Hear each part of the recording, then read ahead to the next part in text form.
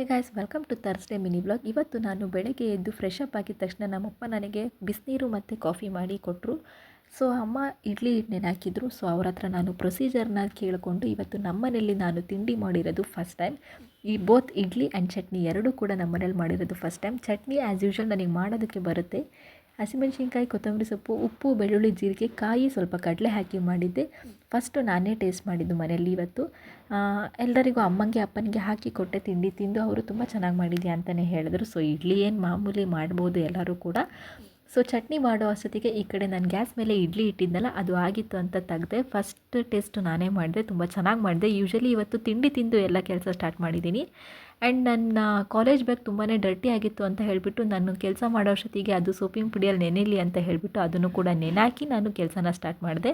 So ಅಮ್ಮ ಪೂಜೆ ಮಾಡಬೇಕು, ಬೇಗನೆ ಎಲ್ಲ ಕೆಲಸ ಮಾಡು ಅಂದಿದ್ರಲ್ಲ, ತಿಂಡಿ ಶಕ್ತಿಯಲ್ಲಿ ಎಲ್ಲ ಕೆಲಸನೂ ಮಾಡಿಬಿಟ್ಟೆ ಇವತ್ತು ಬೇಗ. ಹಾಲಿಡೇಸ್ ಇರೋದ್ರಿಂದ ಸ್ವಲ್ಪ ಲೇಟಾಗಿ ಎದ್ದೇಳ್ತೀನಿ. ಸೊ ಹಾಗಾಗಿ ಮಿನಿ ವ್ಲಾಗ್ನ ಅಪ್ಲೋಡ್ ಮಾಡೋಕ್ಕಾಗ್ತಾ ಇಲ್ಲ ಅಷ್ಟೇ. ಸೊ ಅಮ್ಮ ವಾಷಿಂಗ್ ಮಿಷಿನ್ ಹಾಕಿದ್ರು, ಅದು ಕಂಪ್ಲೀಟ್ ಆಗಿದ ತಕ್ಷಣ ತೆಗ್ದು ಬಟ್ಟೆ ಒಣಹಾಕಿ. ಸೊ ಯೂಶ್ವಲಿ ಅವ್ರು ಹೋಗೋದ್ರೊಳಗೆ ಎಲ್ಲ ಕೆಲಸ ಮಾಡಿ ಕೊಟ್ಟರೆ ಅವರು ಪೂಜೆ ಮಾಡಿ ಹೋಗ್ತಾರೆ ಅಂತ ಹೇಳಿಬಿಟ್ಟು ಡೈಲಿ ಕೆಲಸ ಮಾಡ್ತೀನಿ ಅಲ್ವಾ, ಕಸ ಗುಡಿಸೋದು, ನೆಲ ಒರೆಸೋದು. ಸೊ ಇವತ್ತು ಕೂಡ ಪಾತ್ರೆ ಸ್ವಲ್ಪ ಹಾಗೆ ಸಿಂಕಲ್ಲಿತ್ತು ಅಂತ ಹಾಗೆ ಎಲ್ಲ ತೊಳೆದೆ. ಸೊ ನನ್ನ ಡೇ ಹೀಗಿತ್ತು. ನನ್ನ ಯೂಟ್ಯೂಬ್ ಚಾನಲಿಗೆ ತುಂಬಾ ಸಪೋರ್ಟ್ ಮಾಡ್ತಿದ್ದೀರಾ. ರಿಲೇಟಿವ್ಸ್ ಆಗಲಿ, ಫ್ರೆಂಡ್ಸ್ ಆಗಲಿ ಎಲ್ಲ ತುಂಬ ಸಪೋರ್ಟ್ ಮಾಡ್ತಾಯಿದ್ದೀರಾ. Thank you.